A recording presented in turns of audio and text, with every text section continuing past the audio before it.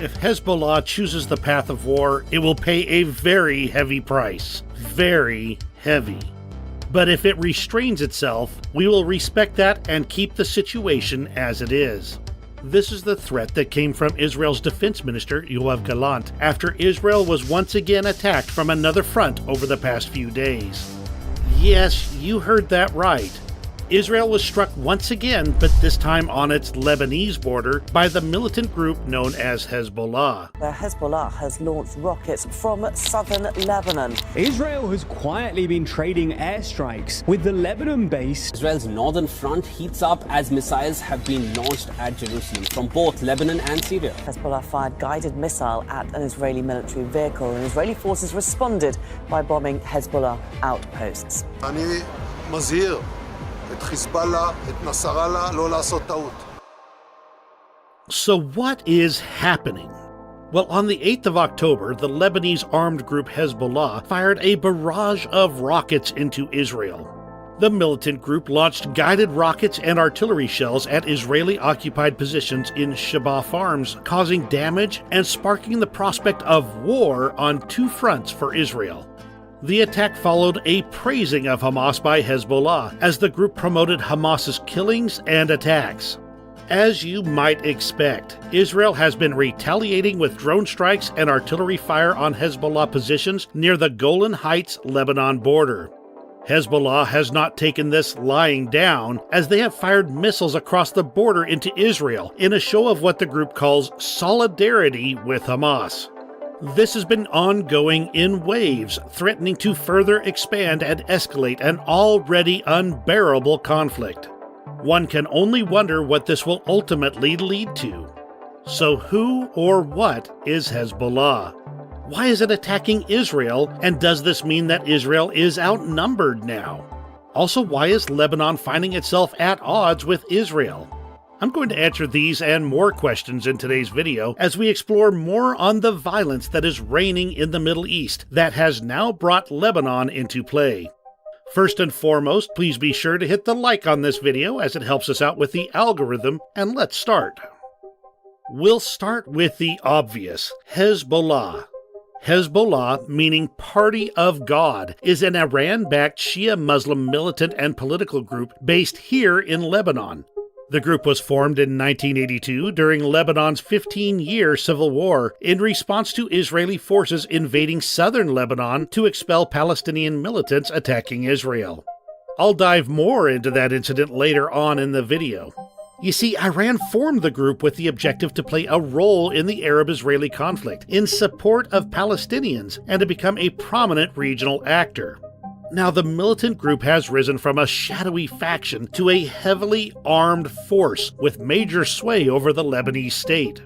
The U.S. designates Hezbollah as a terrorist group associated with numerous attacks on civilians around the world, including bombings at U.S. and French military barracks in Beirut in 1983 that killed around 300 people.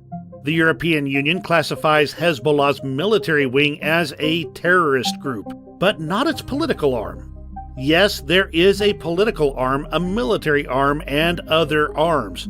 Much like Hamas, it too operates with different wings, each assigned to a different set of tasks.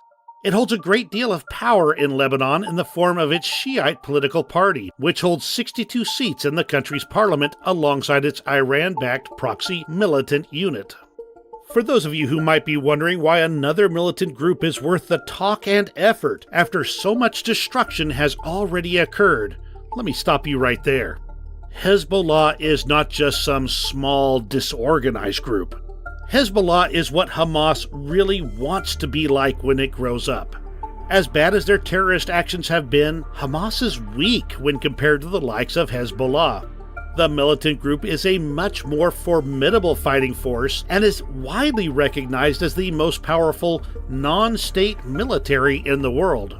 Its military wing has grown to overtake Lebanon's army as the main military force in the country, and it is powerful enough to defeat most Arab armies, making it the most powerful non-state actor in the region.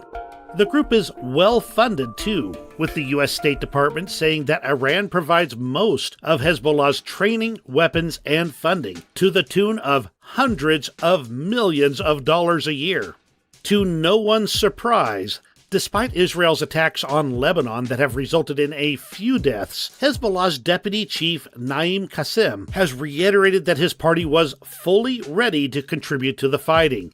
His exact words at a rally were, "The behind-the-scenes calls with us by great powers, Arab countries, envoys of the United Nations, directly and indirectly telling us not to interfere, will have no effect."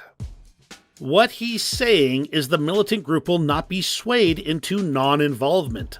So now that we know what the militant group attacking Israel is, let's step out of the frame so that we see Lebanon and how exactly it is involved in this. In order to understand Lebanon-Israeli relations, we need to go back to the very start of the matter, back to the very creation of Israel in the last century. It all started with the big question surrounding Palestine and its land. You see, back in the day, the Ottoman Empire controlled that part of the Middle East from the early 16th century.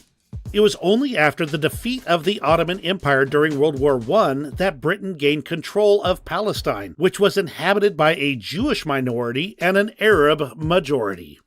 At the time, both Israelis and Palestinians were struggling for self-determination and sovereignty over the territory, developing respective movements for their causes. In the years leading up to the end of the First World War, the great powers were already carving out land for distribution. In fact, in 1916, the Sykes-Picot Agreement that was secretly negotiated between Britain and France planned to carve up the Middle East into spheres of influence and determined that the land in question was to be internationalized. The following year, in 1917, Britain's Foreign Secretary, Lord Arthur Balfour, expressed his government's support for the establishment in Palestine of a national home for the Jewish people in a letter to Baron Walter Rothschild, the head of the British wing of the influential European Jewish banking family. We will talk about the Rothschild family in another video. You would not believe the power this family wields. Nevertheless, this letter by Lord Arthur Balfour is where the conflict begins. To the Israelis, this official letter marks a formal utterance of the Israeli state's right to exist. But to Palestinians, it was an early sign of their dispossession. The letter marked the beginning of a slicing up of their ancestral land. The declaration in the letter also noted that it was clearly understood that nothing shall be done which may prejudice the civil and religious rights of existing non-Jewish communities in Palestine, nodding to the overwhelming majority Arab population in the region at the time, who were about 80% of the population. As the years progressed and the Jews began to be persecuted, with particular emphasis on the horrible Nazi persecutions and the Holocaust, more and more Jewish people migrated to Palestine seeking a home. Throughout all this, both sides continued to assert their right to establish a state. This led to heavy friction between Jews and Arabs, as well as resistance to British rule. In 1947, the United Nations voted to divide Palestine into separate Jewish and Arab states, with Jerusalem under international administration. That is the key part of all of this. The land was to be divided into two states, one Arab and one Jewish. Naturally, the Jewish leadership embraced the plan, but the Arab side rejected it, arguing that it was unfavorable to their majority population and it was never implemented. The following year, unable to end the strife, British authorities withdrew and Jewish leaders immediately proclaimed the founding of Israel as a state. Many Palestinians naturally objected, and a war ensued as creating a Jewish state meant a dividing of the territory, and also since no separate state for Arab Palestinians was established. Enter Lebanon. I want you to take a look at where Lebanon is relative to Israel and the whole region at large so you can understand a lot of what I'll be mentioning. Despite having the smallest army in the region by far, Lebanon responded to the call of war by Arab leaders in the region. The moment Israel declared its independence on the 14th of May 1948, the Arab coalition was ready. The very next day, the 7-member Arab League, including Lebanon, publicly proclaimed their aim of creating a democratic United States of Palestine in place of the United Nations partition plan for Palestine. The League then waged war on the side of the Palestinian Arabs, thus beginning the international phase of the 1948 Arab-Israeli War. If you're a student of history or have been watching the past videos posted to the channel, you know what came next. Egypt, Lebanon, Syria, Transjordan, and Iraq were all soundly defeated and repelled by the Israeli forces, which occupied South Lebanon. This resulted in Israel signing armistice agreements with each of its invading neighbors. The armistice with Lebanon was signed on the 23rd of March, 1949 specifically. As part of the agreement with Lebanon, Israeli forces withdrew to the international border.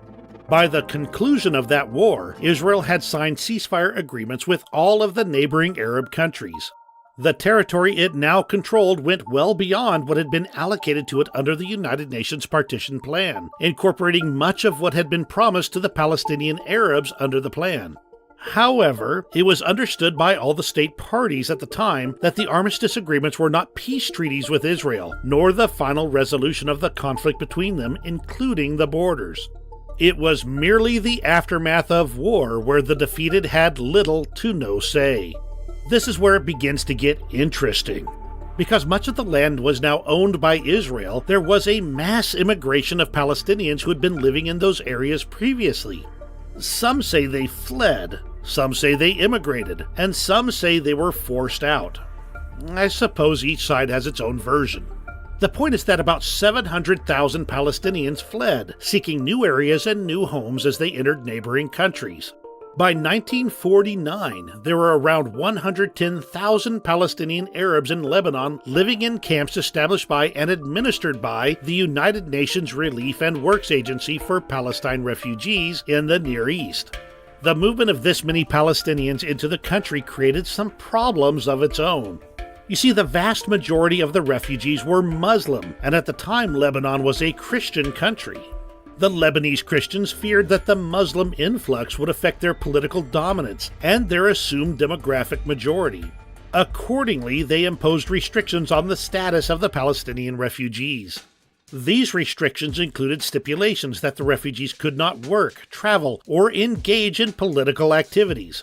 At first, the effects of these weren't really seen because, well, for starters, these refugees had just fled home and were living in camps. Secondly, the refugees were too impoverished to develop a leadership capable of representing their concerns. As time went on, the Palestine Liberation Organization, still at war with Israel, started recruiting militants in Lebanon from among the families of Palestinian refugees who had left Israel in 1948. Keep this point in mind, I'll come back to it soon. When war again reared its head in the 1967 Six-Day War, Lebanon rejected calls by other Arab governments to participate. The simple reason for this was Lebanon was far too weak to risk conflict with Israel. However, although Lebanon played no role in that war, it was not spared the implications that followed by the Arab states. Immediately after the war, because of the weakness of its central government and its proximity to Israel, Lebanon was identified by the Arab world as an ideal base for Palestinian terror. Again, I direct you back to the map. See how geographically well-positioned Lebanon is, especially if you are someone planning an attack on Israel, which, well, the Arab states were. From 1968 onwards, the Palestine Liberation Organization began conducting raids from Lebanon into Israel, and Israel began making retaliatory raids against Lebanese villages to encourage the Lebanese people to deal with the problem. However, tensions kept heightening. After an Israeli airline was machine-gunned at Athens airport, Israel raided the Beirut International Airport in retaliation, destroying 13 civilian aircraft. This added animosity towards Israel from the Lebanese. This was the problem that Lebanon had. The unarmed citizenry could not expel the armed foreigners, while the Lebanese army was too weak militarily and politically. This meant they were now both at the mercy of Israeli retaliation and the Arab forces gathering within their country. The Cairo Agreement of November 1969 gave the PLO special status in Lebanon, and after their defeat in Jordan in September 1970, Yasser Arafat, then chairman of the PLO, the entire Fatah leadership, and its fighting force moved into southern Lebanon. This is when Lebanon officially became a training ground for terrorists from all over the world. The PLO was able to recruit sympathizers from other terrorist organizations and from the hundreds of thousands of Palestinian refugees in camps across the country.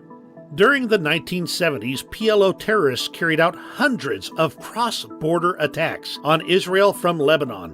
One of the worst was the Ma'alat massacre, in which 26 people, including 21 students, were held hostage and killed in a school in the northern Israeli town of Ma'alat. Israel, on top of regular attacks, would also make it a point to retaliate against its enemies on Lebanon's land. A good example of this is how, in reaction to the 1972 Munich massacre, Israel carried out Operation Spring of Youth. Members of Israel's elite special forces landed by boat in Lebanon on the 9th of April 1973. And with the aid of Israeli intelligence agents, infiltrated the PLO headquarters in Beirut and assassinated several members of its leadership. Within Lebanon itself, trouble was brewing. Do you remember the Christian majority I spoke of earlier? Well, about that. You see, the influx of Palestinian fighters into Lebanon upset the delicate balance between Muslims and Christians in the country, and in 1975 led to civil war. Lebanese Christians seeking to restore the ethnic balance and free the country from growing PLO control looked to Israel for support. The two sides had a common interest: to drive the terrorists from their Lebanese base. Two Christian enclaves supported by Israel were set up in the south. That led to the establishment of the Israeli-backed South Lebanon Army under Major Saad Haddad. Beginning in May 1976, Israel supplied the Maronite militias, including the Lebanese forces led by Bakir Gamayal, with arms, tanks, and military advisors. The border between Israel and Lebanon was at the time nicknamed the Good Fence because of the alliance between the nations. Fearing loss of commercial access to the port of Beirut, in June 1976, Syria intervened in the civil war to support the Maronite-dominated government, and by October had 40,000 troops stationed within Lebanon. However, this was short-lived, as Syria soon switched sides. Much like Israel, the Syrians had used the civil war to gain a foothold in Lebanon. They had intervened in 1976, first on the side of the Christians, then on the side of the PLO. With close Syrian support, the PLO grew bolder and started to attack Israel, launching raids and the like. In July 1981, they launched a huge artillery barrage on northern Israel. Full-on war was narrowly averted through last-minute American mediation. The peace, however, was short-lived, as it only lasted a year. After that, Israel launched Peace for Galilee, an operation designed to drive the PLO and the Syrians from Lebanon, and pave the way for a peace treaty with the Lebanese Christian leadership under the charismatic Bashir Gamayal. In June 1982, Israeli ground forces quickly overran PLO positions in southern Lebanon. The Israeli army laid siege to Beirut, and during the conflict, according to Lebanese sources, between 15,000 and 20,000 people were killed, mostly civilians. On August 30th, Arafat and the rest of the PLO leaders were forced to leave Lebanon after intense Israeli shelling of Beirut. Gamayal, elected president in July, spoke of peace with Israel, telling Israeli leaders that he would come to Jerusalem as a second Sadat. 2 months later, he was assassinated, presumably by the Syrians, who wanted to preempt the burgeoning Israeli-Lebanese alliance, which they saw as a strategic threat. The next day, Christian militiamen moved into the Palestinian refugee camps of Sabra and Shatila and butchered more than 300 unarmed civilians. Israel, which had allowed the militiamen into the camps to seek out Palestinian gunmen, was blamed for the massacre. Throughout the war, the world media had been highly critical of Israel and of its defense minister, Ariel Sharon, who was eventually forced to resign after an Israeli commission found him indirectly responsible for the killings. Still, Israel and the new Lebanese authorities were able to negotiate a peace deal in the spring of 1983. But a year later, under intense Syrian pressure, Lebanese President Amin Gamayal, Bashir's older brother, renounced the agreement. This was the moment that Hezbollah entered the scene.